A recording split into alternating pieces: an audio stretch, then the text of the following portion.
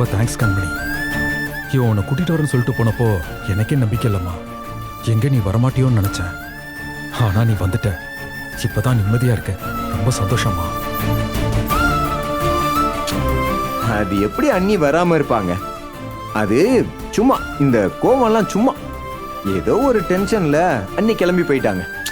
புருஷன் முன்னாடி சண்டைக்குள்ள பொண்ணுங்க கோச்சிட்டு அம்மா வீட்டுக்கு போறதுல சகஜம் தானே. என்ன நீ அப்பதான் பொண்டாட்டியோட அருமை புருஷனுக்கு தெரியும். இப்ப என் அண்ணனுக்கு அது புரிஞ்சிருக்குமே. என்னன்னு இனிமே அண்ணிய பத்திரமா பாத்துப்பல்ல. கண்மணி, நீ வந்ததுல எனக்கு ரொம்ப சந்தோஷமா. நீ போனதுக்கு அப்புறம் இந்த வீடே களை இழந்து போச்சு. இப்ப நீ வந்துட்டல்ல, இனிமே அந்த சந்தோஷம் தானா திரும்பி வந்துடும். உன்னை பார்த்தாலே போதும், அண்ணி சீக்கிரம் குணமாயிருவாங்க. இப்ப கூட பாரு, அண்ணி உன்னையே பாத்துக்கிட்டு இருக்காங்க. ஆமா, இவங்க 2 பேரும் ஒருத்தர் மேல ஒருத்தர் கொட்டுற அன்பையும் பாசத்தையும் பார்க்கும்போது எனக்கு ரொம்ப ஆச்சரியமா தான் இருக்கு. இவங்க மாமியார் மருமகளா, இல்ல அம்மா பொண்ணா, இல்ல ஃப்ரெண்ட்ஸான?